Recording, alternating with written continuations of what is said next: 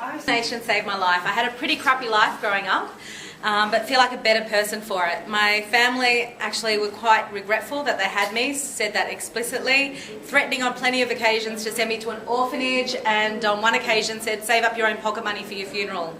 I felt like a puppet on a string. I had no agency, no voice. Writing helped me enter another world, escape and realise I could be the one pulling the strings, even if it was just with words. Words on a page can transform lives. It helps us break down the walls that hold us captive. It can be a tool to negotiate peace, even within one's own soul. I wanted to be a writer from a young age. I wrote to document what was happening to me. I wrote as a witness to my pain and my present circumstances. I kept diaries and letters from friends. They helped me escape into another world and helped me see possibilities for the future.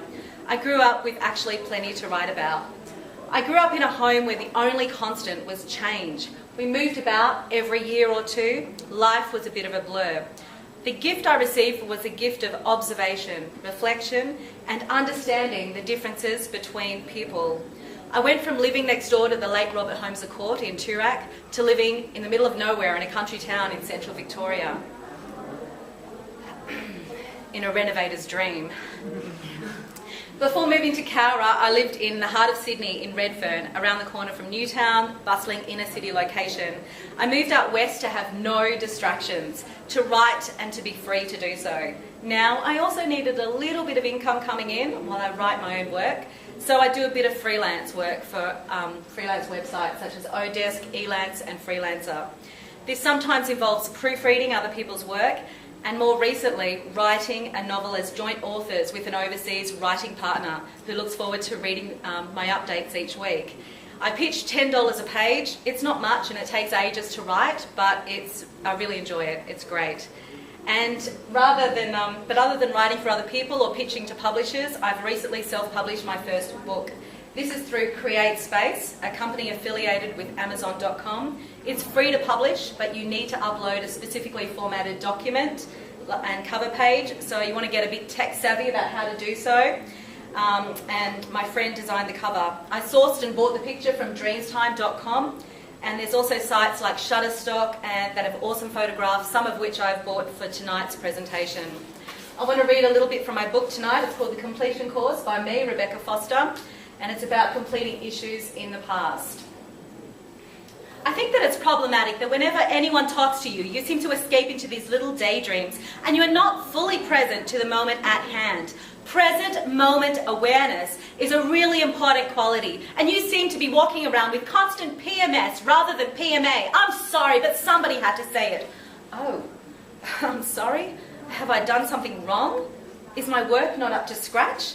She couldn't remember her boss's response. All she remembered thinking was, my boss has no right to censor my thoughts.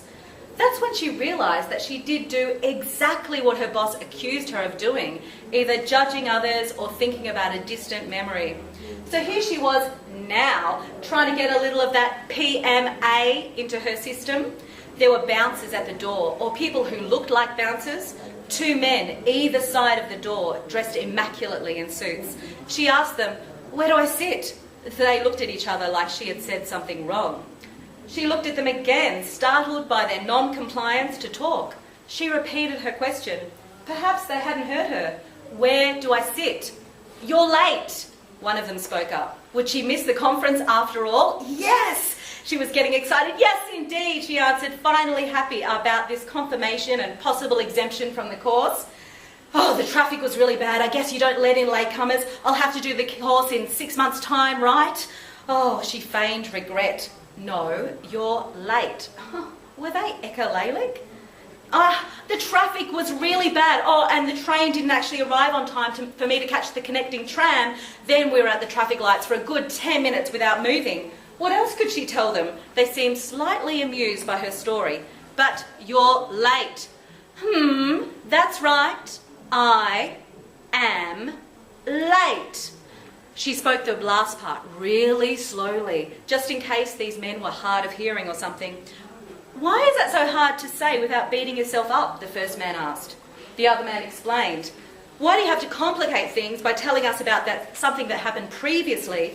The fact of the matter is, you're late now, the other one piped in. And it's not that the tram is late now or the traffic is late now, but it's you who is late. Nothing else is late right now except you.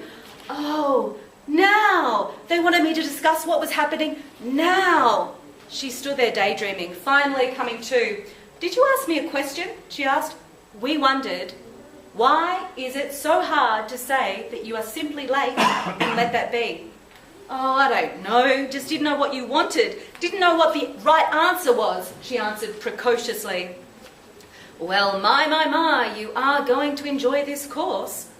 Oh no, were they still going to let her in? Tell you what, we've saved a seat for you right up the front.